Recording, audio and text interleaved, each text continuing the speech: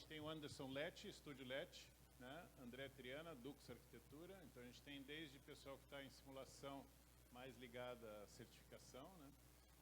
Escritório de arquitetura também, o Davi Dueck da OTEC. A gente tem Emiliano Rocha, área de projeto de sistemas de ar-condicionado, Guido Pettinelli, um escritório maior de certificação, e eu para coordenar a mesa aqui, né?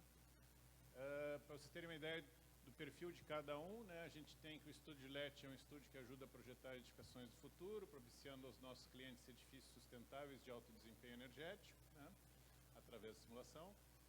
Dux Arquitetura Dux Arquitetura e Engenharia Bioclimática, tem foco em consultoria e projetos bioclimáticos, trabalhando na proposição e implementação de estratégias de sustentabilidade e eficiência energética no ambiente construído.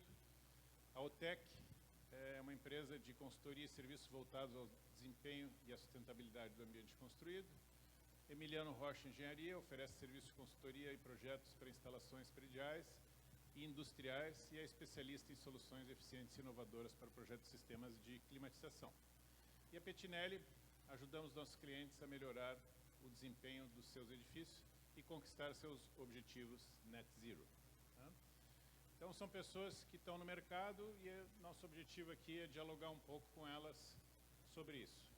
Os temas que eu propus, né, são o seguinte: como você usa a simulação para aumentar a eficiência energética nos projetos?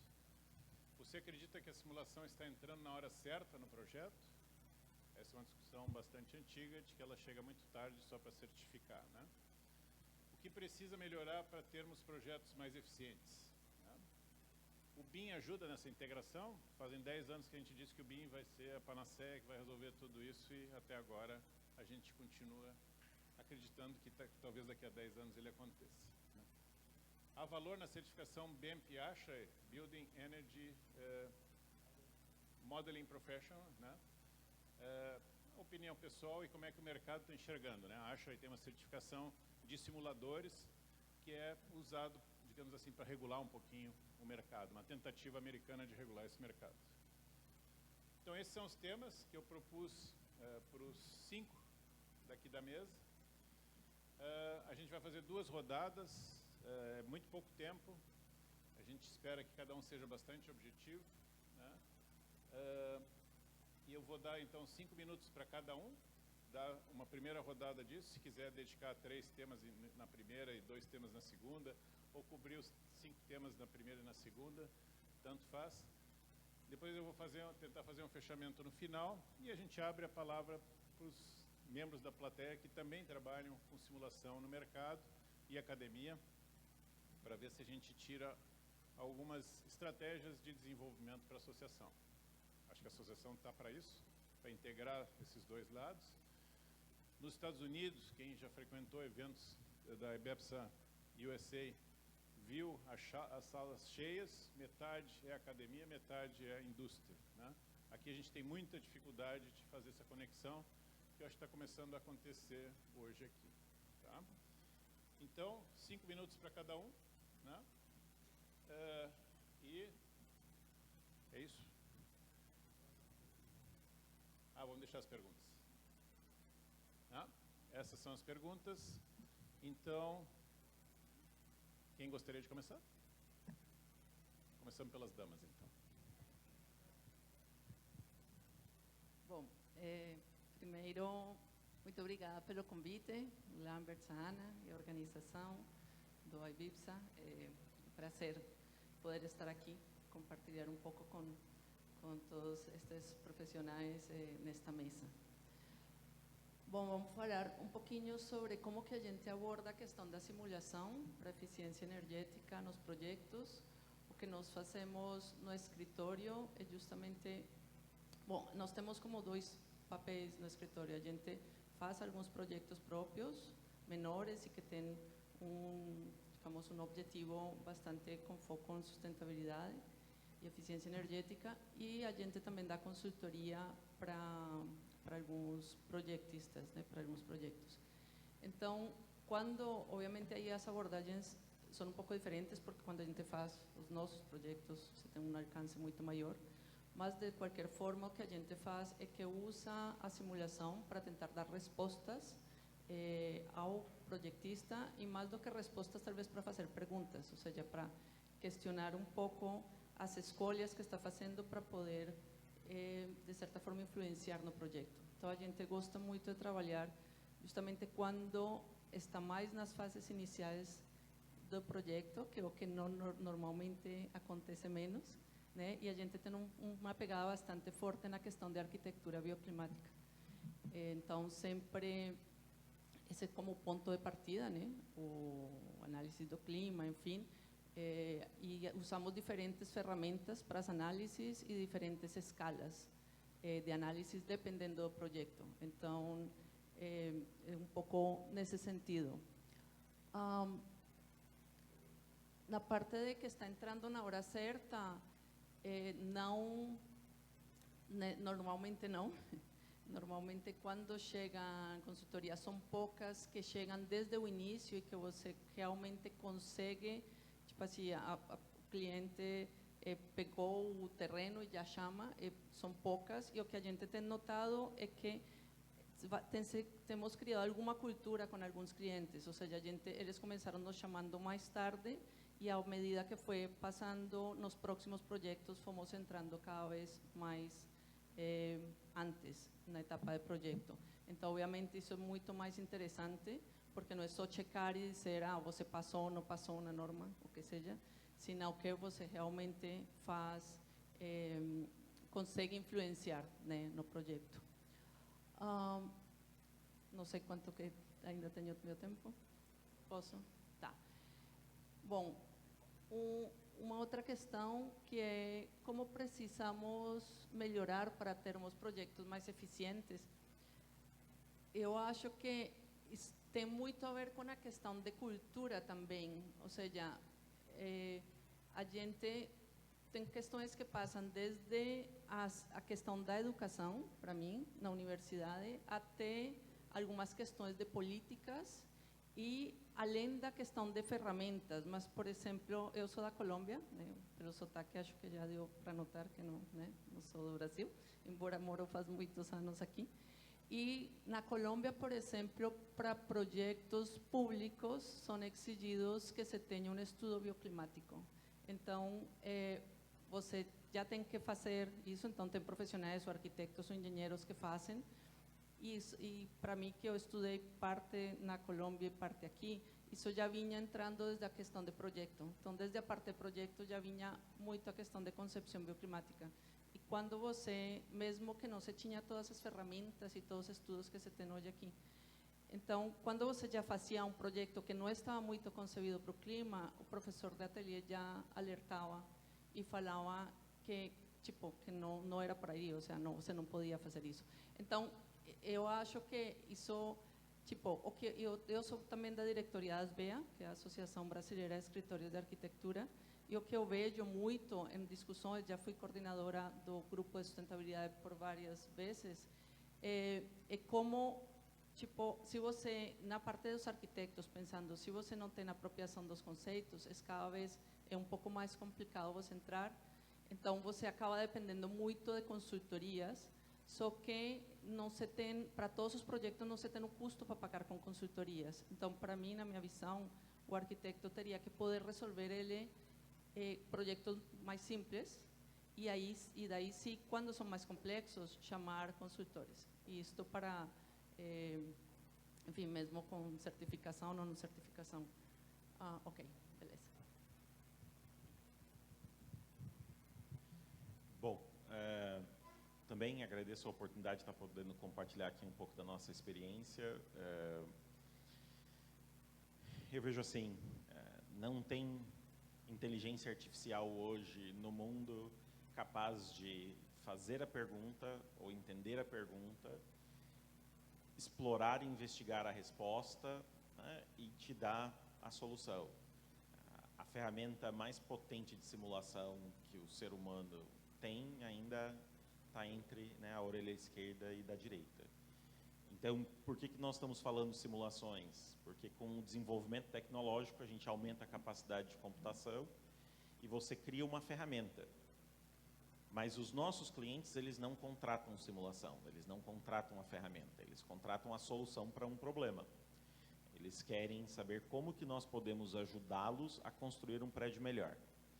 E tudo que você se dá como desafio de fazer melhor, você tem que estar aberto a fazer de forma diferente. Se você continuar fazendo do jeito que você fazia antes, você não vai fazer melhor.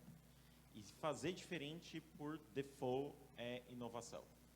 Então, quando a gente fala, né, principalmente do desenvolvimento técnico, tanto de conhecimento quanto de tecnologia dentro da academia, né, quando a gente fala de trazer uma nova tecnologia para o mercado, o que a gente está fazendo é trabalhando com aqueles clientes que estão incomodados em continuar fazendo do jeito que sempre fizeram e querem fazer o novo. E não é todo o mercado que quer fazer o novo. Tem gente que vai fazer o novo sendo arrastado, porque se ele não fizer, ele quebra. Mas você tem aquele pequeno grupo de inovadores que estão insatisfeitos e incomodados e querem fazer melhor. E a gente foca em atender esses clientes. Então, olhando, né, aqui para as perguntas, a simulação, né, ajuda, não substitui o ser humano, mas é uma ferramenta. Tenta desparafusar um parafuso com um martelo, você vai sofrer. Tenta bater um prego com uma chave de fenda, você vai sofrer igualmente. Né? A ferramenta certa para responder a pergunta certa é importante, mas no final das contas, né, quem trabalha na Petnelli já escutou crap in, crap out. Né? A simulação não é a solução, é o simulador. O que isso significa, né, do ponto de vista, se a simulação está entrando na hora certa, 100%. 10 anos atrás, essa resposta ia ser não. Hoje, um dos setores que mais cresce para nós é o residencial. Quem que imaginava que nós estaríamos, né, fazendo o volume de edifícios residenciais que nós estamos fazendo, onde o valor que o cliente enxerga é conforto térmico e trabalhar com essas simulações desde o início. Eu coloco, né, geralmente para os clientes da seguinte forma: quem é que define o tamanho do ar-condicionado de um prédio? É o engenheiro mecânico? Não. É o arquiteto que definiu a orientação, a altura do pé direito, a quantidade de vidro. Ok.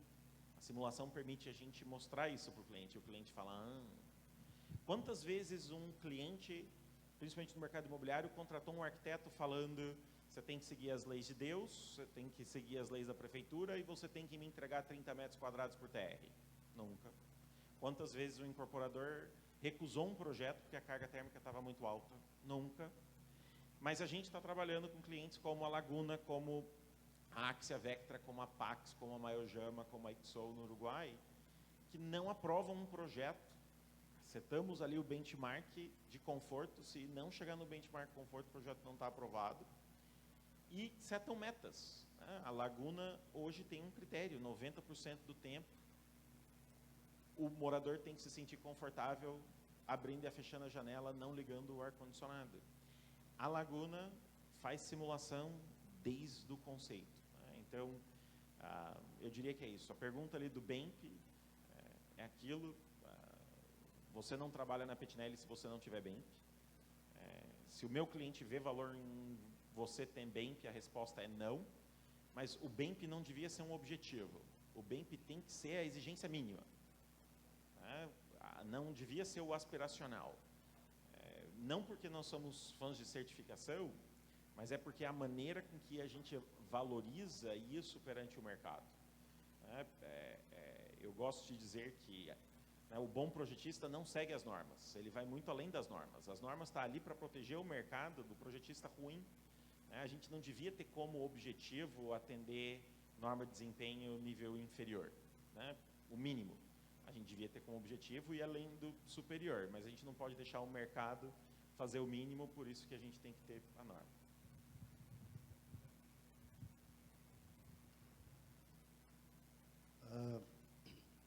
Bom dia, queria agradecer também ao convite de estar aqui na mesa com os profissionais de peso no Brasil.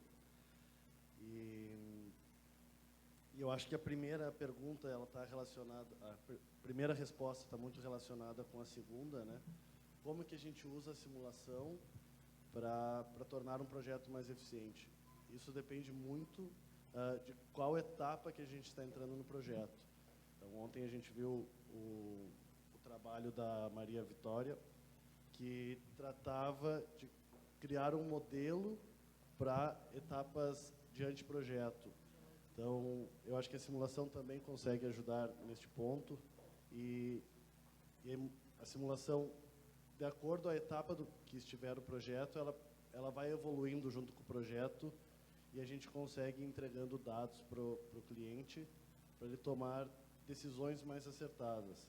E essas decisões, elas vão impactar tanto no investimento inicial da obra, como ao longo dos 20, 30, 40 anos que o projeto existir.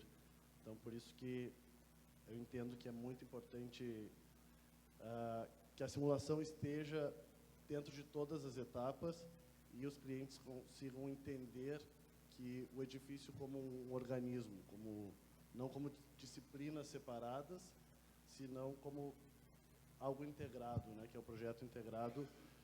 E que eu acho que o BIM, ele tem essa metodologia, né, de integrar tudo, e a simulação faz parte disso, de mostrar o projeto como um todo, o edifício como um todo. E em relação ao que precisa melhorar, eu acho que é um pouco o que a Andrea falou, de mudar a cultura e que os clientes entendam da importância da simulação. E essa mudança de cultura vem muito de nós também. Como que a gente apresenta o que a gente fez, o nosso trabalho, como que a gente mostra valor para o cliente, né?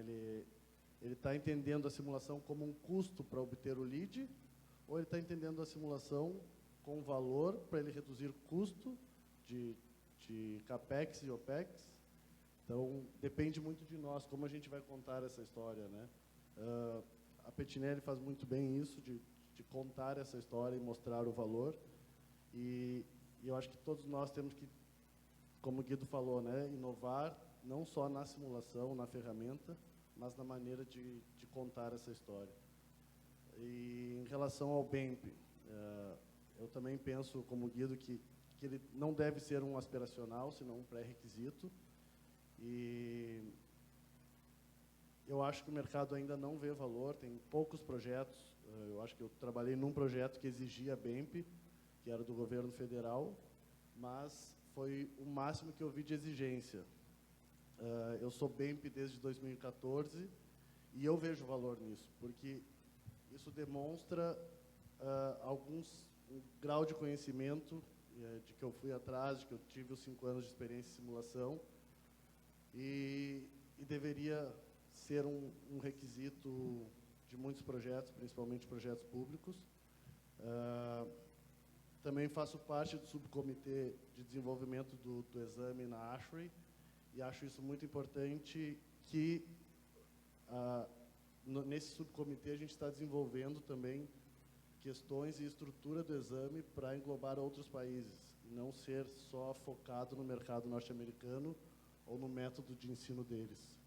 Então, e trazer essa realidade brasileira ou de outros países para o exame vai ajudar com que ele se difunda no mundo e seja melhor reconhecido.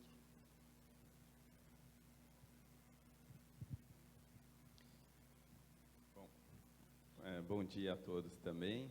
Meu nome é Davi. Eu queria também agradecer a IBEPSA, né, em nome da Ana Paula, presidente, por participar dessa mesa aqui junto com todos os meus colegas. Eu queria, acho que, começar tocando num tema que acho que foi menos abordado aqui pelos meus colegas, que é a pergunta do que precisa melhorar para a gente ter projetos mais eficientes. Eu lamento frustrar vocês, porque eu não vou dizer que é simulação, eu vou dizer que é reduzir o preço dos materiais e das soluções e dos equipamentos que promovem a eficiência nos edifícios. Porque a gente pode discutir a modelagem, a estratégia, o momento, mas quando a gente pensa na prática de mercado, por mais que seja necessário haver consciência, né, e uma cultura de preocupação com isso, pelo menos na nossa experiência, que embora envolva o residencial, mas ela tem um mundo corporativo muito presente, né? A gente atende empresas como Coca-Cola, Siemens, Natura, GM, GE, Procter & Gamble, Google, Facebook. A demanda por eficiência, ela vem muito dos princípios de sustentabilidade e eficiência que essas empresas trazem consigo. Então, a gente precisa usar uma simulação para mostrar a eficiência que eles já têm como objetivo. Ou seja, a simulação ela vem como uma ferramenta, né? O Guido usou essa palavra, ela vem como uma ferramenta para demonstrar que a gente está alcançando ou não a eficiência que a gente está almejando. Portanto, quando a gente pensa, e eu vou falar isso, né, um pouco mais também na minha apresentação de hoje à tarde, quando a gente pensa que o objetivo no final, isso é muito importante a gente ter claro, né?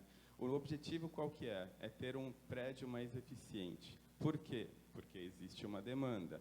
Aí, como é que eu provo? Acho que a gente não usou essa palavra ainda, né? Qual é a métrica para provar que o prédio é mais eficiente? A métrica é quilowatt-hora, enfim, não importa. Como eu demonstro isso? Por meio de uma simulação. Estou falando de energia, a gente poderia falar de outras coisas. Portanto, à medida que a demanda por ter prédios mais eficientes aumenta, você vai recorrer ao que tiver ao seu alcance. A simulação ainda é uma das melhores ferramentas disponíveis para a gente comprovar que isso de fato está acontecendo nos projetos aonde a gente está trabalhando, né? A questão do BIM, eu gosto de pensar diferente, acho que de uma expectativa natural que o ser humano tem, que a gente fala, quando o BIM vai entrar? Aí, psicologicamente, a gente imagina uma situação em que o BIM está funcionando, está todo mundo usando, ninguém mais está usando nenhuma outra ferramenta. Eu prefiro ver isso tudo como um processo.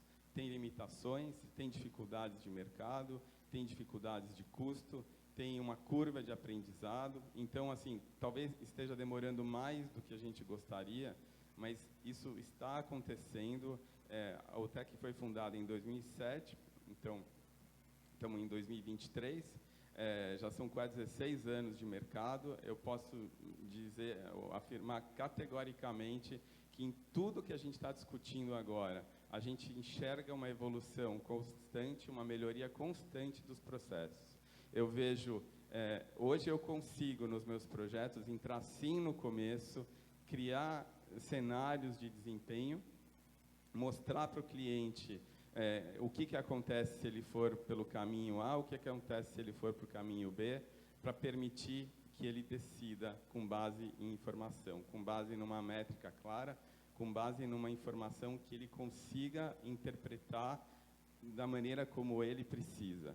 A gente não pode esquecer, isso talvez seja até uma autocrítica aqui para nós, que como a gente trabalha com isso no dia a dia, isso vira o centro das nossas vidas. Mas para o incorporador, para quem está construindo um prédio, a simulação, o consultor, é uma variável em meio a uma centena de outras. Ele tem que aprovar o projeto na prefeitura, ele tem que contratar o arquiteto, a construtora, pensar no marketing, pensar em todas as outras variáveis, e uma delas é pensar na eficiência, e aí entra a simulação. Então, a gente, tendo essa visão mais clara do nosso papel e das possibilidades do mercado, acredito que a gente vai fazer cada vez melhor. Obrigado. Bom dia. Eu queria agradecer à comissão organizadora aí pelo convite, do qual eu fico muito honrado. Eu não sou especialista em simulação, né? Eu sou uma empresa de projetos, né? Mas a simulação faz parte do nosso processo também. Então, seguindo ali as questões, né, como a gente usa a simulação para aumentar a eficiência energética nos projetos, basicamente a gente usa simulações para comparar alternativas de projeto e selecionar o conceito de projeto que tem a melhor relação custo-benefício. Eventualmente, a gente usa ferramentas de simulação também para dimensionar as cargas de pico. Isso é importante porque quando a gente faz um projeto de climatização, eu tenho que ter as cargas de pico de resfriamento, aquecimento e desumidificação. Então, todo o projeto eu preciso simular no mínimo 36 dias típicos, né, que são um para cada mês, 12 para resfriamento, 12 para aquecimento e 12 para desumidificação. Isso é interessante porque tem locais onde o clima, a carga térmica de pico, ela não ocorre no dia de maior temperatura bulbo seco, né? No caso de Centro-Oeste, Cuiabá, assim, a carga térmica do ar-condicionado de pico, ela ocorre num dia mais úmido com uma temperatura mais baixa. Então, nesse caso, é uma simulação de um dia para determinar a capacidade do sistema. Se eu acredito que a simulação está entrando na hora certa no projeto, no nosso caso, a gente usa ferramentas precisas e sofisticadas para calcular a capacidade no início do projeto e otimizar a carga térmica junto com a equipe de arquitetura. Então, no início do projeto, a gente está usando ferramentas precisas e sofisticadas, e aí uma vez que a gente otimizou já a carga térmica, trabalhou, né, brise, vidro, área envidraçada, a gente vai partir para o detalhamento do projeto, o dimensionamento. Para fazer isso, eu tenho que decidir qual que é a solução que eu vou escolher. E aí, para decidir qual que é o conceito de projeto que a gente vai utilizar, a gente usa ferramentas simplificadas de simulação para escolher qual que é a melhor alternativa. Então, isso porque o nosso escritório trabalha com instalações para edificações de alta complexidade, normalmente hospitais, né? Então, um hospital médio tem 500 salas dentro dele. Então, eu não tenho condições de fazer uma simulação detalhada no início do projeto. Então, no início, a gente já tem a capacidade exata, uma simulação de capacidade, mas a gente usa ferramentas simplificadas para escolher o sistema. E aí a gente detalha o projeto, né? Então, fazer uma simulação detalhada, eu teria que já ter todo o dimensionamento completo do sistema. Então, fazer isso para um hospital no final do processo não seria tão útil. Então, no nosso caso, a gente acha que está entrando na hora certa, embora seja usando ferramentas mais simplificadas, né? E o que precisa para melhorar, para termos projetos mais eficientes? No nosso caso, eu considero que é ter uma maior integração de projetos, né? A integração entre as disciplinas. Porque o que prejudica mais a eficiência do sistema de ar-condicionado é quando uma decisão tomada no início do projeto por outra disciplina, arquitetura, estrutura, acaba inviabilizando uma solução eficiente. Então, quanto maior a integração, a tendência é ter projetos mais eficientes. Se o BIM ajuda, com certeza, porque o próprio processo de projeto em BIM já exige uma integração entre todas as disciplinas, né? O BIM verdadeiro é projetos integrados. Então, o processo de BIM já ajuda muito. Além disso, os softwares BIM hoje já têm integração com os programas de simulação energética. Então, se você está fazendo o projeto de um prédio mais simples, um prédio de escritórios, por exemplo, é possível fazer uma simulação detalhada no início, usando Energy Plus no início do processo. E se há valor na certificação BEMP, eu acredito que no nosso caso, né, numa empresa de projetos, para um profissional que está em início de carreira, ele ter essa certificação vai ser um diferencial para ele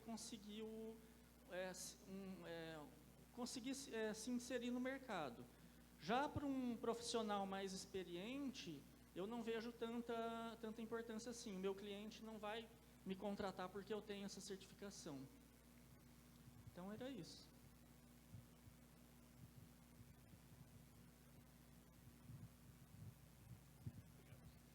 Bom, obrigado a todos. Vou subverter um pouco a minha instrução inicial, tentar fazer um resuminho aqui do que a gente viu para a gente poder ir adiante, né? Acho que a gente viu coisas bastante interessantes. A gente poderia separar, talvez, do que foi dito aqui, de pequenos projetos e grandes projetos, né? Obviamente, quando a gente está falando de pequenos projetos, a educação, a formação do arquiteto é muito mais importante do que qualquer simulação, né? Então, aí, quando a gente vai para projetos maiores, a simulação faz todo sentido. A gente vê a questão do contrato da solução, que eu acho que o Guido colocou bem, né? Que é uma inovação, digamos assim, no mercado, né? O mercado entender que tem alguém que vai fazer a solução completa para ele, né? Isso me parece que também o Davi tem coisas parecidas, né? Deu para perceber que a certificação BEMP é extremamente importante para as grandes empresas, né? Eu acho que é a forma delas contratarem gente com, digamos assim, um portfólio de simulação, né? O cara sabe os conceitos, né? Não sei se vocês conhecem a certificação BEMP, dá para dar uma olhada no site da Ashray para ter mais informações, mas não é se tu sabe simular, tu sabe os conceitos ligados à simulação, né? Então, tem gente que nem usa a ferramenta de simulação e passa numa certificação BEMP porque sabe os conceitos. Depois, qual é a ferramenta que ela vai usar, ela pode se aprofundar, né? A questão de, enfim, a gente viu uma série de coisas aqui que me parece que a gente teria que... O objetivo da mesa é a gente entender melhor, dentro de cada escritório de vocês, o que vocês enxergam que a IBEPSA poderia ajudar. Porque a IBEPSA está para fazer essa conexão entre a academia e as empresas, né? Não é uma associação científica, é uma associação que mistura as duas coisas. Então, da fala da Andréa, já me pareceu que a IBEPSA devia ter uma interação com a ASBEA, né? Eu acho que é uma coisa importante. Várias pessoas falaram da questão de políticas e, eventualmente, a atuação do setor público. Parece que o setor público deveria realmente incentivar mais essa questão do projeto por desempenho, né? Já fizemos várias iniciativas, mas eu acho que a gente precisa continuar mostrando isso, né?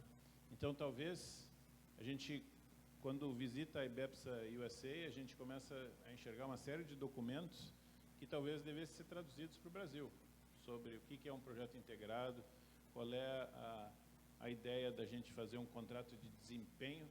Quando o contrato, sei lá, vou contratar o Guido, eu quero contratar ele por desempenho, não é pelo serviço que ele está me oferecendo, né?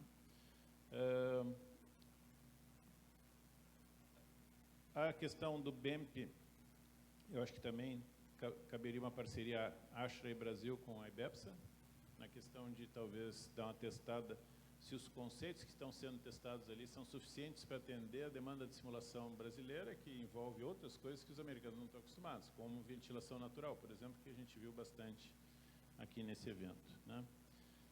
Parece que todo mundo concorda que houve uma evolução e que a integração só consegue acontecer quando eu tenho o pacote completo, né? Então, quando eu sou contratado para fazer a solução completa, né? Não sei se eu concordo com aquilo que o Davi disse, que reduzir custos de materiais e equipamentos. Eu acho que a gente sempre vai, à medida que a gente prova, né, no ciclo de vida a coisa se paga, em princípio os bons, se ele vai operar o prédio, é muita burrice se ele não fazer isso, mas se ele não opera o prédio, ele vende o mico, ele passa o mico adiante, né? Aí entra a questão de, eventualmente, etiquetagem, outras coisas assim, que vão mostrar qual é a eficiência que ele está vendendo, né? Então, um pouquinho mais da visão de vocês, que contratam simuladores, que usam ferramentas de simulação, como é que a gente pode botar a associação a melhorar o que vocês recebem, né? E fazer um alerta para o mercado de quão bom é isso, né?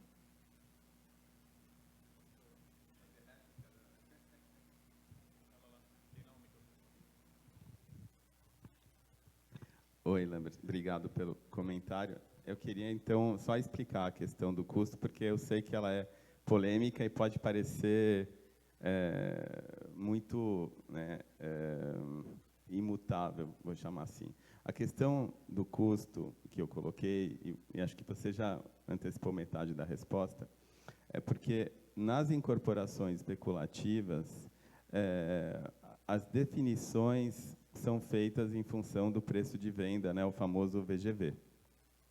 Então,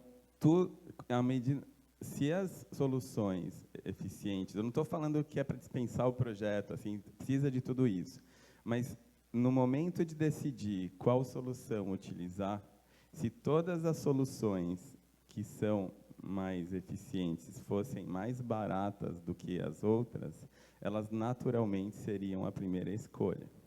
Então, isso favoreceria muito a inclusão delas em detrimento das outras. É essa a lógica que eu enxergo no mercado. Mesmo quando porque a questão da operação, ele ou ficar comigo ou não, é que o que a gente enxerga é que muitas vezes o CAPEX é limitado. Então, ele vai construir da melhor forma possível dentro do que ele tem de receita disponível. Mas, assim, de novo a minha opinião, mas depois a gente vai rodar aqui isso está muito ligado à falta de normas mínimas altas, né? Então, a realidade americana é completamente diferente, não se discute, eu tenho que pagar isso porque isso é o mínimo que eu vou poder botar no mercado, né? Então, nós não temos nenhuma norma mínima de desempenho térmico de edificações comerciais ainda, né? Está fazendo falta para bloquear esse aí, é o cara que quer vender o mico para o mercado, né? Então, acho que falta norma mínima e eu acho que é um pouco na linha do Guido, né? Eu acho um absurdo alguém estar fazendo algum projeto pelo mínimo, né? Mas, infelizmente, o nosso mercado ainda está muito voltado para me simula, para comprovar que eu passo no mínimo, né? Mas vamos dar uma rodada aqui para a gente ir aquecendo aí. Pensem em que a associação poderia fazer para isso e... acho que vou seguir a ordem, sim, só para... Posso só antes falar um pouco sobre, que estava pensando sobre o que o David falou. Na verdade, acho que não concordo talvez tanto porque, pela experiência nossa, muitas vezes projetos com muito mais caros, com materiais mais caros, acabam tendo muitas vezes um desempenho ruim, ou seja, que não são bons pela concepção. E às vezes soluções mais baratas seriam mais em conta. Ou seja, por exemplo, se eu me vou para um edifício todo de vidro, pues obviamente a minha solução aqui em Florianópolis vai ter que ser eu botar um vidro de super alta eficiência para poder que ele seja bom e funcione além do sistema, etc.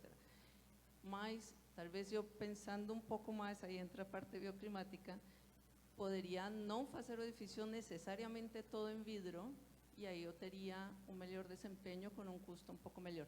Então, é um pouco isso, as coisas que a gente tem que, né, tem que trabalhar, claro, para atender soluções e anseios do cliente, mas ao mesmo tempo tentar colocar um pouco isso e questionar. Dá para fazer um edifício com melhor desempenho, sim, mas vai sair muito mais caro, né?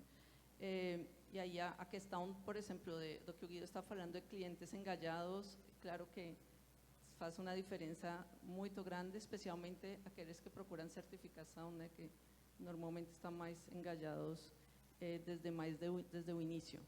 A tua pergunta sobre o que a associação poderia fazer, no meu caso específico, eu vejo muito claro alguma questão com as BEA. Tipo, né, eu sou da diretoria das BEA, a gente tem, e também sou represento as BEA no Grupo Nacional de Sustentabilidade, e são algumas discussões que a gente tem, inclusive, a nível nacional. Então, acho que daria para fazer muita coisa. Eu vejo, por exemplo, muitos Instituto de Arquitetos americano, o RIVA, que eles trazem muitas informações para arquitetos, falando de um monte de coisas, e a gente aqui engatinha nessas coisas. Então, essas são algumas das questões que eu tenho levado para as BEA e que acho que a gente poderia fazer coisas em conjunto com a IBIPSA, porque muitas pessoas, talvez, e aí não me vou falar dos grandes projetos, mas talvez os grandes projetos e os clientes mais inovadores sim enxergam isso e enxergam como um diferencial, mas um pouco e os outros, que a gente tem que alavancar o mercado como um todo, me parece, né? Então, para aqueles ali, tem muitos arquitetos que eu sei que querem fazer mais, mas acabam até não sabe, talvez não exigindo ou sabendo os próprios clientes, né? E a gente poderia, nesse sentido, instruir eles um pouco mais. Me parece que, não sei se respondi. Bom, oportunidade para ser um pouco criativo aqui. Quando você é criativo, às vezes você acerta, às vezes você erra. Então, não estou falando que é uma ideia boa, só é uma ideia. Nós somos um grupo muito pequeno. Esse grupo aqui é um grupo muito pequeno. Então, a gente não tem que atender todo mundo. A gente pode escolher só atender os melhores. Quando a gente fala que tem um monte de gente que a gente nivela por baixo, querendo fazer o mínimo, perdoa o palavrão, mas fodam-se. A gente podia estar fazendo o quê? Como que a gente cria um ecossistema, como que a gente aproxima aqueles inovadores que querem fazer melhor? Porque, de novo, esse é um grupo pequeno. Se o mercado inteiro acordasse amanhã e falasse, não, agora eu quero fazer isso, estaremos ferrados. A gente não precisa atender todo mundo, mas a gente tem que ter uma estratégia consciente, e aí BPSA pensando em como que desenvolve um papel, uma atuação dentro desse grupo. Um grande mentor meu falou, Guido, não perca tempo convencendo, busque os convertidos. Essa é a estratégia da Petinelli. Preço, custo é sempre um problema. Eu acho que o Davi estava falando é que a gente tem que ser capaz de expressar a proposta de valor. Proposta de valor é sempre uma relação custo versus benefícios. A gente tem que trabalhar o lado do custo da equação e a gente tem que trabalhar o lado do benefício, valor, da equação.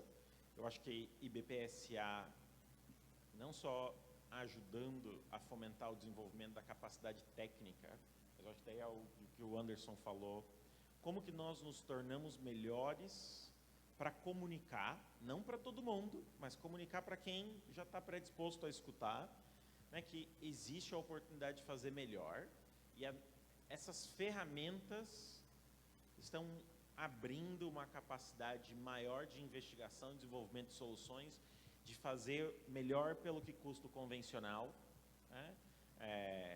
E eu acho que é aí onde, possivelmente, o engajamento com o mercado aumenta. Geralmente você pensa em querer aumentar o mercado, eu estou indo na contramão. Eu estou falando, reduz o tamanho do mercado para aumentar o nosso engajamento com o mercado. Eu acho que essa discussão do custo dos materiais, equipamentos, ela é válida. Temos que trabalhar para baixar isso, ou a indústria, o mercado em si, quanto mais ele comprar esses equipamentos e materiais melhores, mais o custo vai baixar, porque vai aumentar a demanda. Mas do nosso lado, a gente tem que comunicar para o cliente, se tu colocar esse vidro mais caro, ele vai custar 10%, 20% mais caro que o outro, mas tu vai reduzir o ar-condicionado em 30%, 40% do investimento. Então, mostrar isso para ele que ele possa tomar uma decisão de acordo aos dados. A gente fornece dados para esse cliente, conta uma história e ele vai tomar a decisão dele conforme parecer mais apropriado, se ele quer tirar um pouco mais hoje ou ele quer economizar por 20, 30 anos, né? Que um edifício comercial, se é corporativo, 15% do custo dele é na construção, os outros 85% é na operação dele. Então, a gente tem que comunicar isso, ou tentar comunicar dessa forma, para que ele entenda da importância de colocar materiais melhores, às vezes mais caro, né? Em relação como a IBEPSA pode ajudar no mercado, eu acho que é justamente fazendo isso que está sendo feito agora. Comunicar a academia com o mercado, para que a gente possa ver nas palestras de ontem, todos os artigos que foram apresentados e ver o que está sendo desenvolvido de novo e nós vir falar sobre a nossa visão, o que está acontecendo no mercado hoje e poder conhecer as pessoas que estão envolvidas. E na academia, eu acho que trazer cada vez mais alunos e fazer com que as pessoas se interessem, eu acho que isso tem aumentado, né? Eu me formei há 10 anos atrás e talvez não colocássemos 20 pessoas aqui na sala da universidade. Agora já temos aí a sala mais da metade das pessoas. Então, e isso é graças a esse trabalho que a IBEPSA vem fazendo, que o professor Lambertz, a Ana Paula vem fazendo, de captar alunos, ensinar e passar o conhecimento. E assim a gente pode oferecer oportunidade para essas pessoas para que elas trabalhem com isso e coloquem em prática o que elas estudaram.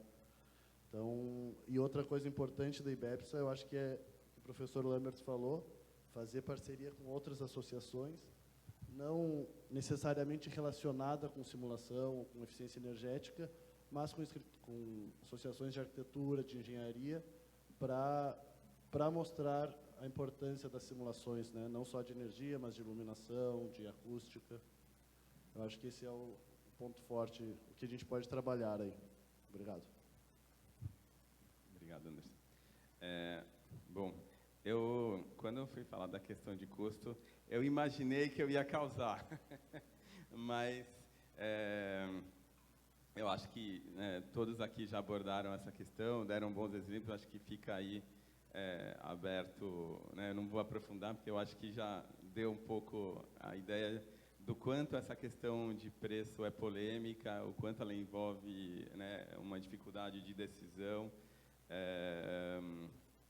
e o quanto ela influencia no mercado, né? Sobre a questão do papel da IBEPSA, eu queria abrir um parênteses aqui e falar uma frase também que eu ouvi há pouco, né? Que comunicação não é o que a gente fala, é o que o outro entende. Há um jornalista conhecido meu, enfim, na verdade amigo há bastante tempo, ele falou, não, comunicação não é isso. Comunicação é a arte da gente fazer os outros entenderem aquilo que a gente quer comunicar. Eu falei, opa, melhorou, né? Então, eu levo isso para a minha vida no sentido de que aquilo que a gente conhece, que faz parte do nosso dia a dia, não necessariamente, ou na grande maioria das vezes, não é aquilo que o outro faz. Então, se a nossa preocupação é a simulação de desempenho, para o arquiteto é entregar o projeto, para a construtora é entregar a obra, e assim sucessivamente. Então, o primeiro grande passo para a gente conseguir sensibilizar todas essas outras pessoas, todos esses outros stakeholders, né, utilizando aí a linguagem do mercado, é a gente entender, ou pelo menos eu acho que até a gente já sabe, mas é a gente utilizar a linguagem dessas pessoas para mostrar a contribuição que a gente pode fazer. Pode parecer muito filosófico isso, mas dando um exemplo prático, né, como a gente estava falando da questão da simulação ser uma ferramenta. Para o arquiteto, o que interessa é ele saber se ele está entregando um projeto mais ou menos eficiente para o cliente final dele. Então, o que ele precisa saber é como que a gente pode ajudar o profissional a entregar esse projeto mais eficiente. E aí, se a gente conseguir traduzir isso em palavras, em palestras, webinars, cursos, seja lá o que for, a gente vai conseguir, pouco a pouco, sensibilizar outros elementos do mercado. Então, né, sintetizando toda essa ideia, a gente tem que se colocar no lugar do outro, entender o que ele precisa, entender como que a gente contribui para isso e aí criar elementos de educação para, pouco a pouco, gerar demanda para o que a gente faz.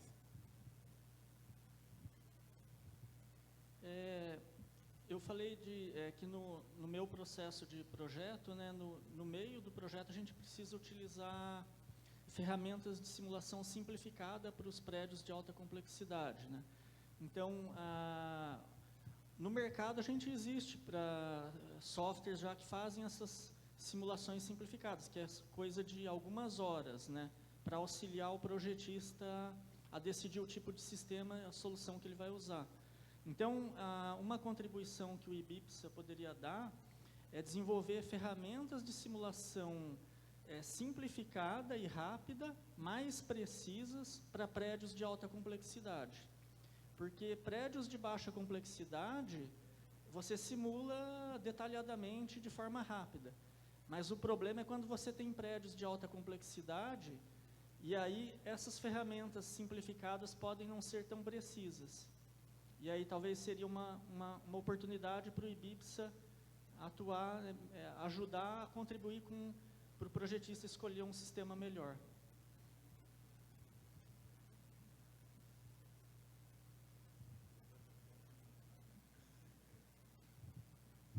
Bom, agora eu queria ouvir um pouquinho a plateia, e eu queria entender se a gente tem empresas na plateia. Uma delas eu conheço, então já vou cutucar o Vinícius direto, mas se tiver outra empresa, por favor, fale na sequência do Vinícius, aí a gente gostaria de ouvir. Está ali ele. Lá, Rainer. Júlia, lá. Se alguém mais de empresa tiver na plateia, levanta o braço aí. Temos mais alguém de empresas? Sei que tem de empresas que estão na mesa, né? O Guido trouxe uma equipe. Oi, gente, boa tarde, parabéns pelo painel. Boa tarde, bom dia, perdão. A happy hour ontem foi até tarde, né? O movimento que a gente tem enxergado, especialmente São Paulo, que é onde a gente atua mais, é que escritórios de arquitetura que trabalham com projetos mais de assinatura, não o projeto Minha Casa Minha Vida ou o projeto classe média padrão, eles têm preferido trabalhar em BIM desde o começo. Muito porque você consegue visualizar o projeto melhor e você consegue trabalhar as soluções arquitetônicas de um jeito mais fluido. E assim, os modelos que a gente vê que são levantados, eles têm vários problemas e eles divergem muito do que eu acho que o BIM como metodologia é. Mas são modelos tridimensionais que podem ter informações. E se a gente for olhar para a metodologia BIM, eu acho que a gente está próximo de uma integração com simulações de eficiência, ou simulações de iluminação, ou simulações de qualquer natureza.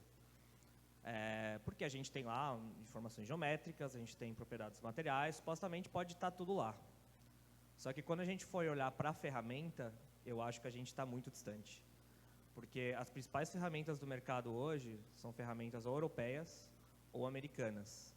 Então, já é um desafio você usar elas para, por exemplo, desenhar um projeto e emitir uma documentação. Elas têm problemas de integração, assim, mesmo o Revit, que é uma ferramenta que oferece uma integração com simulação, tem problemas de qualidade de simulação, a gente sabe disso. Como é que a gente consegue ajudar, como organização mesmo, a diminuir esse gap, sabe? Como é que a gente pode ajudar a trazer ferramentas notoriamente americanas ou europeias para uma realidade brasileira? Para a gente conseguir entrar cada vez mais cedo nos projetos, para a gente conseguir ter resultados bons e confiáveis e não simulações que muitas vezes podem induzir a um erro, que eu acho que acontece muito hoje em dia. E só um parênteses, a gente trabalha no mercado de simulação, eu pessoalmente, há 7 anos. E hoje em dia eu vejo muitos arquitetos e muitos escritórios interessados em fazer, interessados em simular e melhorar o desempenho. Eu vejo muitas incorporadoras interessadas, isso é muito legal, acho que o que o Guido falou, a gente também tem essa experiência de incorporadoras que chegam e a primeira coisa que elas querem saber é a eficiência do projeto, ou mesmo, se ela for para uma certificação, como é que ela vai conseguir desempenhar. Agora, esse gap entre o que a gente tem de BIM hoje em dia e quanto tempo demora para a gente levantar um modelo detalhado é uma coisa que eu não tenho na cabeça como a gente pode resolver, mas eu acho que é um problema de todos que estão aqui. Então, é um problema que a gente pode tentar resolver junto. Obrigado, Vinícius. Estão aparecendo algumas iniciativas que depois a gente pode discutir na diretoria de como tocar, né, certamente. Mas eu fiquei surpreso que ninguém reclamou da falta de dados para simular, né? Ninguém tem dificuldade de curvas de máquinas de ar-condicionado aqui, é isso? É isso? Essa é a realidade? Professor, só para... Deixa eu só... Ah, tá. Então, existem normas sendo feitas, inclusive na ASHRAE lá, para tentar padronizar o fornecimento dessas curvas, e a gente vê que os fabricantes olham elas meio que com horror, assim, porque a gente vai poder comparar as máquinas, né? Então, é um problemita que não surgiu aqui da mesa, mas eu levanto. Vai. Então, só falando um pouquinho, eu também tenho um escritório, né? Vim fazer o mestrado aqui na UFSC, e a gente sempre trabalhou lá no escritório com muitos projetos públicos, né? Então, tanto na área de equipamentos públicos, quanto na área de urbanismo, de desenho urbano. E a partir do momento que foram surgindo essas demandas, né, por justamente a questão de certificação e por atender essas normas, que, na verdade, surgiu essa cultura dentro do escritório. Então, eu entendo que é de fato, bem importante que cada vez mais essas iniciativas, essa questão das normas, né, vai ficando mais exigente para a gente.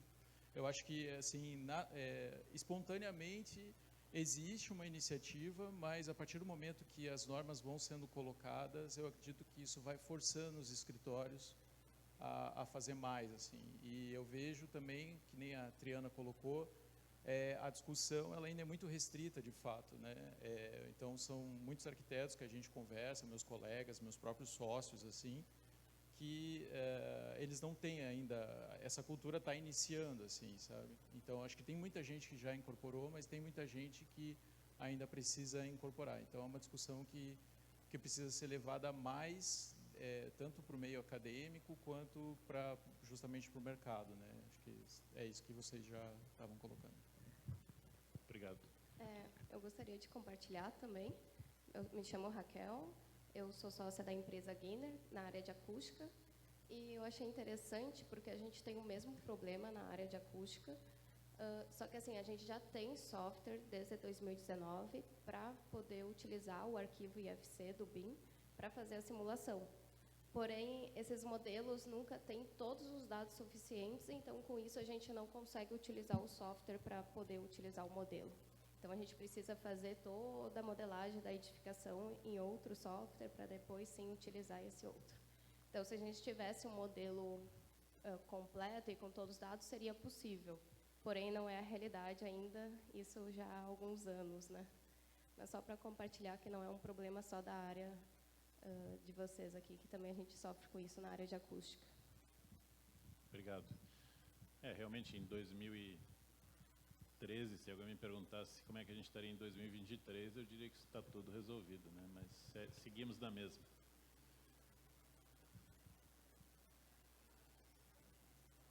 Também podem fazer perguntas. Eu tenho uma pergunta. Bom dia. Espera aí que eu acho que ela lá pegou primeiro, né? Não, tu já estava. Então, tu aqui. Pronto. Bom dia, eu sou a Natália, eu sou arquiteta. Trabalho na Forte, é uma empresa de Curitiba que também faz simulação. E fiz mestrado na UFPR. Eu entrei no mundo da simulação quando entrei no mestrado. E nos estudos desenvolvidos até pelo professor Sérgio, que eu acho que você conhece, o Sérgio Fernando Tavares, a gente viu que é possível, sim, utilizar o Revit para chegar na simulação, só que, só compartilhando, né, é que a gente precisa, para a gente conseguir pegar o modelo de uma maneira que funcione, a gente precisa estar ele bem cru, assim, não tão detalhado. Então, quando chega para a gente na parte de arquitetura, ele já está com muito detalhe e a gente não consegue aproveitar nada, tendo que modelar novamente. Então, eu acho que é mais de conversar, talvez, com as empresas que estão utilizando o BIM, de a gente entrar o quanto antes, né, nessa parte de simulação, para a gente poder conseguir aproveitar os modelos que são desenvolvidos. E é isso. E eu queria falar sobre o custo também, que acho que foi uma parte importante do vidro, que se a gente baratear muito o vidro, eu acho que também todo mundo vai utilizar vidro, enfim. E eu acho que a gente tem que pensar, né, que eu sou arquiteta, enfim, e recebo os projetos de terceiros, e eu vejo a quantidade de vidro que tem e a questão do custo, porque eles não querem colocar um vidro melhor. Mas eu acho que a gente precisa pensar, desde a etapa de projeto, de a gente usar conscientemente o vidro, né? Não colocar vidro em tudo, achando que é a melhor solução. E acho que é isso. Obrigado. Bom dia, meu nome é Mariane, eu sou doutoranda aqui da UFSC, no pós-arc. Já estudo simulação há algum tempo e se falou sobre ferramentas de simulação simplificadas, né? Que eu acho que é um grande desafio para tornar ela menos complexa. E eu gostaria de saber, se possível, quais são essas ferramentas que o Emiliano falou que utiliza, quais as principais limitações também, né, que se encontra, né, que eu acho que realmente isso é um desafio para tornar mais fácil a simulação e abranger, né, mais projetos, né, para arquitetos que não são da área, né. Não tem um microfone? Ah, não.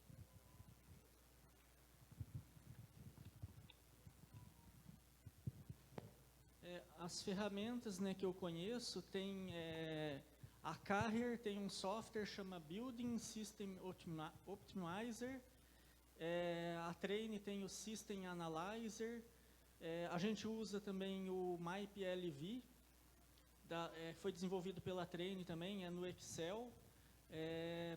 A gente não faz só projeto de climatização, a gente faz aquecimento de água também, e para aquecimento de água eu uso o HatchScreen, que é desenvolvido no Canadá, é baseado no Excel também. Esses para climatização, basicamente o que eles fizeram, né, esse da Carrier e da Train, eles simularam no Energy Plus vários prédios típicos para todos os climas possíveis. E o que esse software geralmente faz é aproximar o prédio teu real daquela curva que eles têm de referência. Então, se você calcula a carga térmica exata, usando um software preciso, para um hospital, por exemplo, e dá 1000 TR de capacidade, eles vão pegar aquele pico e ajustar aquela curva para um prédio padrão naquele clima teu. Então, o desvio que ocorre é um desvio que vai ser em função das diferenças da geometria do prédio, que não é tão crítico, porque se você já calibrou pela carga de pico, a tendência é que esse desvio seja pequeno. E aí você consegue fazer isso em 2, 3 horas, simular um hospital e decidir qual o melhor sistema de climatização. Mas a gente também, às vezes, faz combinação, né? A gente usa uma ferramenta para alguma coisa e aí no próprio escritório desenvolve alguma planilha, alguma coisa para melhorar a precisão daquele cálculo, né? Mas por isso que eu digo que a gente tem muita necessidade, muita demanda de ferramentas rápidas, né?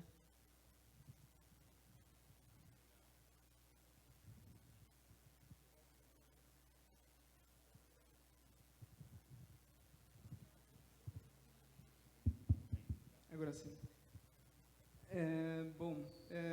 Só comentar assim umas coisinhas, algumas ideias que eu acho que a IBSA poderia fazer para melhorar o uso de simulação na indústria.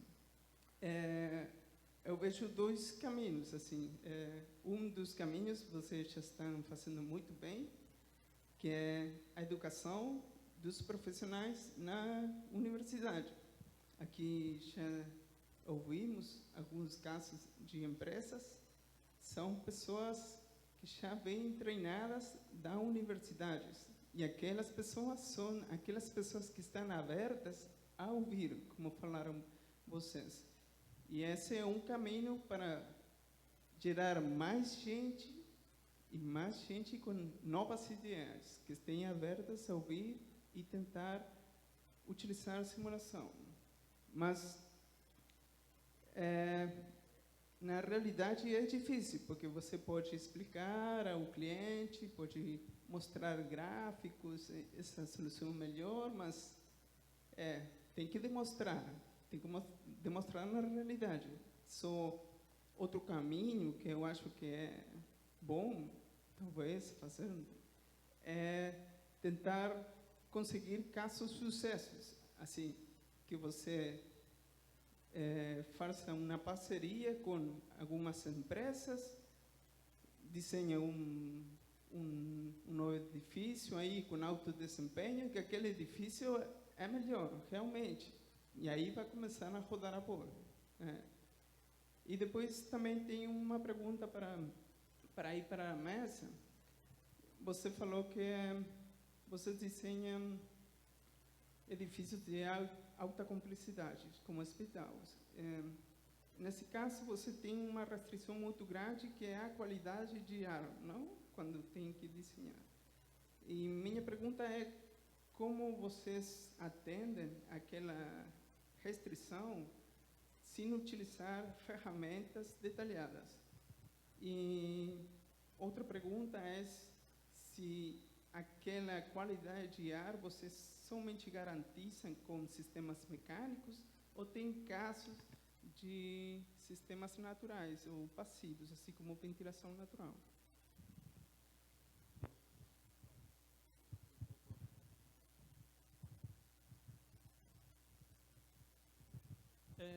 Então, para projetos de hospitais, por exemplo, as normas são muito rígidas, né? Então, a gente tem que a temperatura é controlada, a umidade relativa é controlada, a quantidade de partículas no ar é controlada, pressão da sala, gradiente de pressão entre os ambientes, né? Ambiente mais limpo tem que ter pressão mais alta. Tem uma série de parâmetros que são normatizados. E o projeto tem que atender. A gente não pode projetar um ambiente que não se encaixe dentro do parâmetro que a norma estipula. Isso, às vezes, até elimina muitas opções de projeto. A gente, às vezes, tem alguns tipos de ambiente, como uma sala de cirurgia, por exemplo, que eu não tenho tantas opções assim. Ele restringe muito. Eu acabo tendo que partir para uma solução administrativo, você tem restaurante, você tem outros ambientes, não só exclusivamente que segue a norma hospitalar. Para esses outros ambientes, eles não seguem a norma hospitalar. E aí você poderia usar ventilação natural. Mas para os ambientes que são hospitalares, que estão relacionados na norma hospitalar, você tem que seguir só sistema mecânico mesmo, não tem ventilação natural. Um projetista de hospitais que usava muito ventilação natural, o Lelé, que projetou na rede Sara, né? Para quem conhece, é um exemplo muito interessante de uso da ventilação natural de amplo espectro, né? Porque são pacientes com deficiência física muito comprometida, né? E eles têm muito tempo de permanência no hospital e aí a ventilação natural ajudou muito, as camas vão para a rua, enfim, é um troço maravilhoso, né? Em relação às ferramentas simplificadas que estavam comentando aqui, se vocês analisarem a etiquetagem, a gente sempre teve essa preocupação de fornecer formas muito mais simples, né? Então, a gente vem trabalhando com simulações em grandes lotes, com uma amostragem bastante significativa e depois desenvolvendo metamodelos com inteligência artificial. Na linha do ar-condicionado, também a gente procurou inovar um pouco usando essa planilha que ele mencionou, que o Emiliano mencionou, do mais SPLV, tentando já englobar não só a máquina de refrigeração, mas também os sistemas complementares, fan coil, bombas e torres, né?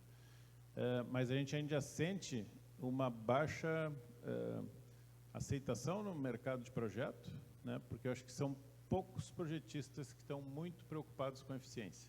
Eles estão acostumados a fazer projetos tradicionais, né? Então, é um dos problemas.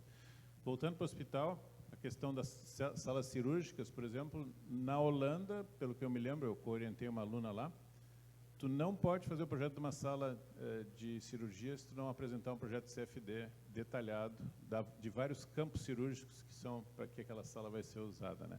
Então, dependendo da regulação do país, a coisa já está no outro nível, porque o problema de contaminação é muito pesado ali, né? Eu queria comentar um negócio, o senhor falou da rede Sara, né, com ventilação natural.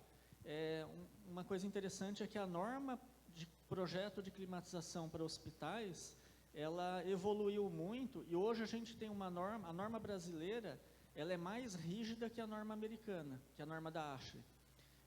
E é muito rígida, extremamente rígida. É uma norma que saiu agora em 2022. Então, assim, provavelmente esse hospital da Rede Sara, se fosse projetado hoje, não seria permitido usar a ventilação natural. Então,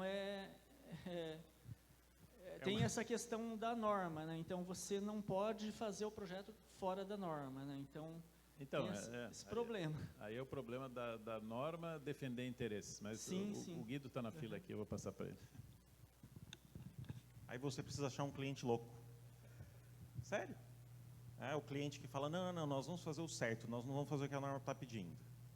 E eu sou advogado, então eu quero que a Anvisa vá lá e me dá uma multa, porque até eles me darem uma multa eu não tenho dano, e sem dano eu não posso levar eles na justiça. Todo mundo perdeu a confiança no STF, mas a realidade é que o nosso primeiro prédio zero água é um prédio de escritório. Em algum momento alguém levantou a mão e falou, tá, mas e se a Sanepar não aprovar? Era um advogado o nome do prédio, ele falou, maravilha, eles têm que me dar uma multa, só que não pode não me dar uma multa. Óbvio, a gente atua com inovação, mas o que eu queria falar era outra coisa, mas eu acho que quem está trabalhando com simulação está basicamente falando o jeito que a gente faz não é o suficiente, a gente tem que melhorar o jeito que a gente faz e a gente tem que ter como objetivo comum desempenho. Aí o que eu queria comentar é dados. Duas coisas. Em Deus nós confiamos, todos os outros tragam os dados. Escutei isso uma vez, falei brilhante. Agora, os dados que a gente gera numa simulação é só a promessa. O que interessa é os dados na prática. E isso para a gente se virou uma realidade fazendo prédio zero e tendo gerado a expectativa no cliente que o prédio dele ia ser zero energia, ia ser zero água, ia ser zero resíduo. E por que isso é tão importante? Porque, no final das contas, você não precisa ter uma simulação precisa para avaliar entre duas alternativas. Você só precisa ter uma simulação consistente. Qualquer um fazendo um prédio zero e garantindo uma intensidade de uso de energia por metro quadrado, um consumo total, garantindo uma geração, garantindo uma capacidade de reuso, vai entender que você tem que ser humilde. Falei mais cedo, crap in, crap out. Os teus resultados só podem ser tão bons quanto os dados que você usa na sua simulação. E não tem simulação perfeita. A simulação mais precisa também pode ser um exercício em futilidade. Se eu estou analisando entre duas opções, eu só preciso ser capaz de ser consistente para entender qual que é a melhor. E a melhor me aproxima do quê? Do meu objetivo final, que é o meu objetivo de desempenho. E o meu objetivo de desempenho, ele devia ser absoluto. Agora, o bom da gente estar tendo que medir, porque a gente está passando cheque sem fundo para todo mundo, o que eu quero dizer com isso? Um monte de slide de PowerPoint cheio de números que a gente está prometendo com projeto e simulação. Bom, agora a gente tem a oportunidade de ter uma avalanche de dados. Porque todo mundo que agora se comprometeu com zero, bom, ou é zero ou não é zero. Ou você entrega o resultado, ou você está exposto. E eu acho que essa necessidade, demanda pelo cliente de ter dados medidos, é uma grande oportunidade para a gente melhorar como que a gente simula.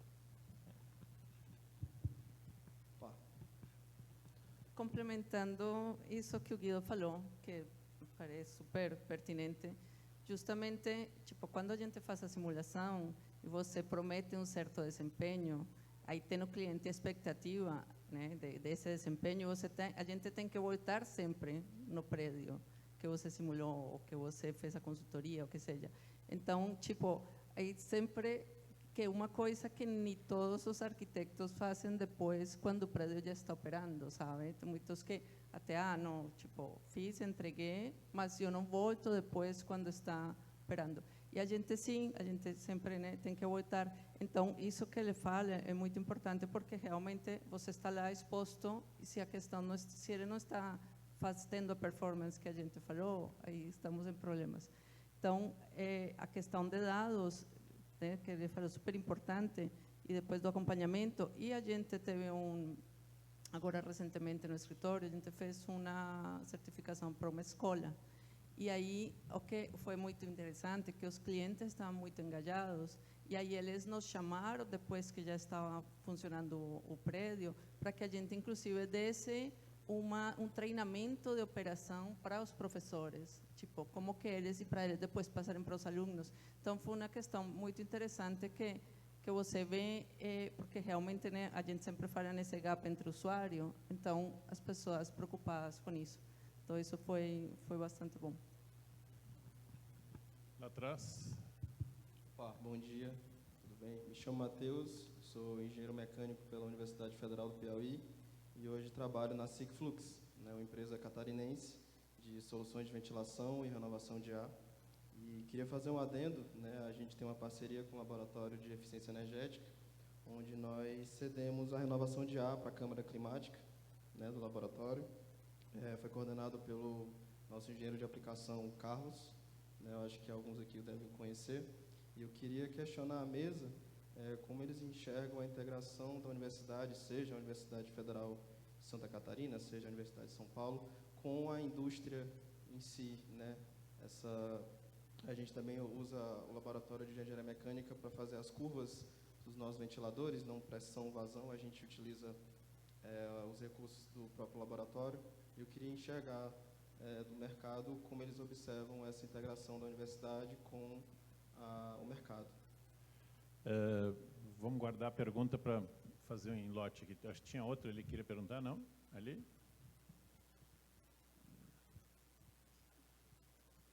A gente está chegando perto do nosso horário. Oi, gente. Eu trabalho também com o Vinícius e eu acho que eu só queria fazer um adendo em relação às questões que foram levantadas de adaptação ao mercado brasileiro e até da gente tentar trazer as pessoas que ainda não pensam com a cabeça de eficiência para pensar com a cabeça de eficiência, que é que eu acho que a gente tem uma oportunidade super legal agora, porque a gente agora está com uma normativa, quando a gente pensa em desempenho térmico, que traz pequenos passos ali, pensando em conforto, pensando em eficiência, e é uma questão obrigatória. Então, eu acho que a partir do momento que as pessoas têm que obrigatoriamente fazer, a gente pode aproveitar a oportunidade que elas já estão tendo que olhar para isso, para começar a implementar um pouco essa ideia de como você pode usar esses parâmetros para avaliar o seu projeto e como ele pode crescer. Então, eu acho que quando a gente pensa em o que a associação poderia fazer para ajudar, talvez justamente tentar trazer mais essa informação de coisas que o mercado já está tendo que fazer por obrigatoriedade e enriquecer essas informações. Enfim, a gente está vendo vários estudos estão sendo feitos com base nesses parâmetros, com base nessa normativa, super avançados, pensando em diferentes soluções. Então, por que a gente não pode aproveitar essa oportunidade para justamente iniciar essa conversa com quem ainda nem pensou em iniciar essa conversa? Obrigado. Renata? Depois, alguém pensa aqui quem é que quer responder do Sigflux, lá, de integração universidade-empresa?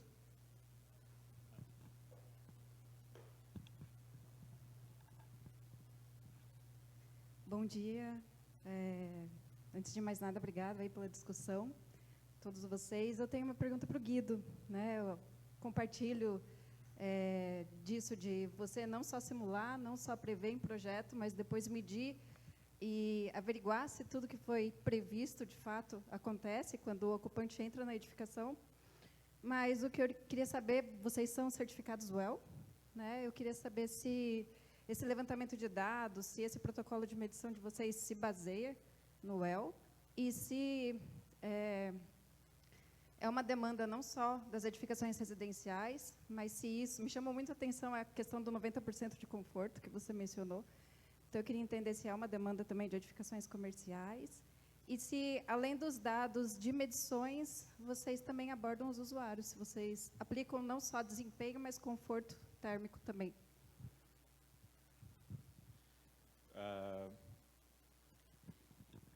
Nós, recentemente, nos credenciamos para fazer testes de desempenho para uma certificação chamada WELL. Só para entender, né, o que nos atraiu a isso. É a mesma decisão que a empresa está tomando que eu espero, né, da minha equipe quando eu falo, eu quero que vocês façam BEMP, a gente tem que se impor o mesmo critério. Mas por que escolher fazer isso? Né? Nós, em 2015, 2016, nós decidimos que o futuro era os prédios zero, que apresentava uma oportunidade e que era, né, o caminho que a gente tinha que ir do ponto de vista de desempenho em edificações. E naquele momento, eu acho que a gente não tinha ainda cunhado o termo desempenho medido. Né? Se perguntar para mim qual é a minha maior contribuição pessoal, é identificar e trabalhar com os loucos para fazer coisas malucas. Né? Essas pessoas que mostram que é possível, né, fazer inovação num outro patamar. Mas como é que você convence?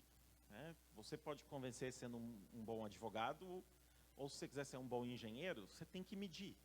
Né? Então, a filosofia dentro do escritório partiu para isso. Eu acho que faz um ano, talvez, o professor Lamberts falou, vocês têm dados de consumo da creche Assis aqui em Florianópolis?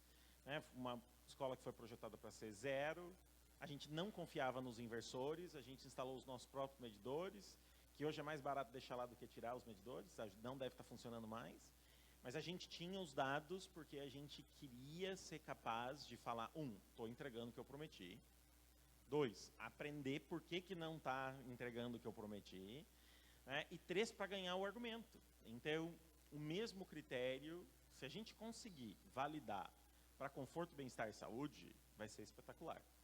Se você perguntar para mim onde é que nós estamos no comecinho da jornada.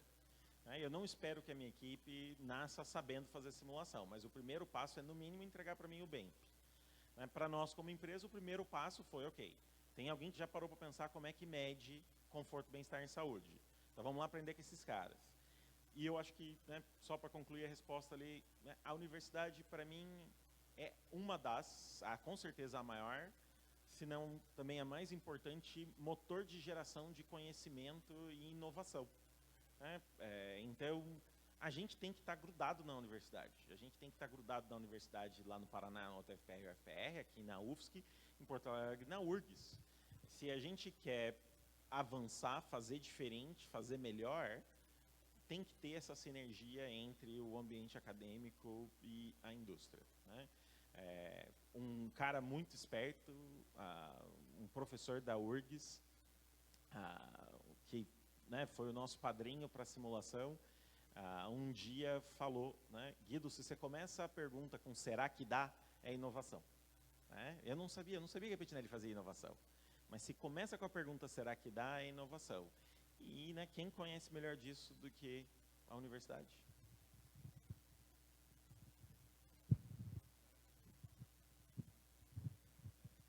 Eu queria dar uma sugestão para vocês. Se vocês ainda não fizeram, procurem literatura sobre o desenvolvimento do produto imobiliário, né?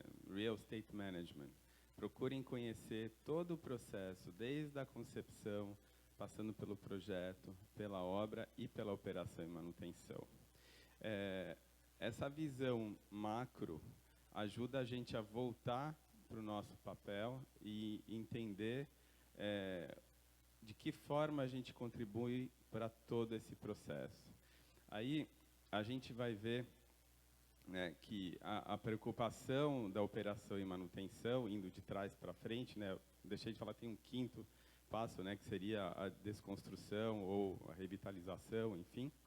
Mas quando a gente enxerga o que vai, da onde a gente vem para onde a gente vai, a nossa contribuição fica mais clara, né? E eu vou dar um exemplo disso. Uma vez eu tive uma conversa com o diretor de uma das maiores incorporadoras do Brasil e a gente estava discutindo exatamente essa questão da fachada mais eficiente. Eu não estou entrando no mérito aqui de estar certo ou estar errado, tá? Eu estou reportando um fato para, como se diz em inglês, food for thought. Ele falou, Davi, me traga uma fachada que seja mais fácil de limpar do que uma fachada de vidro e eu troco.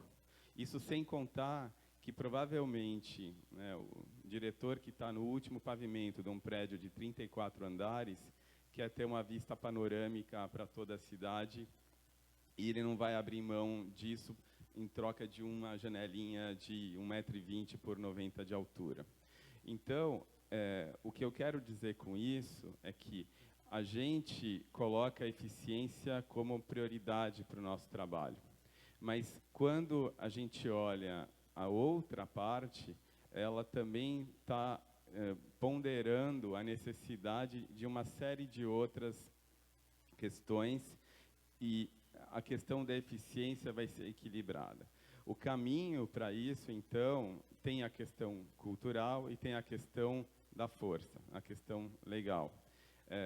A questão legal seria o desejável, porque ela incorpora a questão da iniciativa pública, e aí você realmente já eleva o patamar.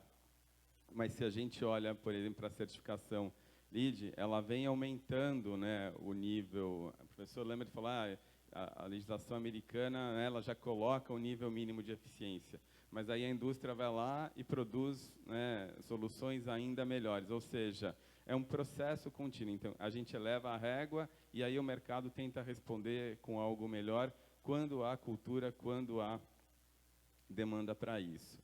Mas eu acredito piamente que a compreensão do macro ajuda a gente a colocar o micro, né, o nosso papel, numa escala mais representativa para nós. É isso.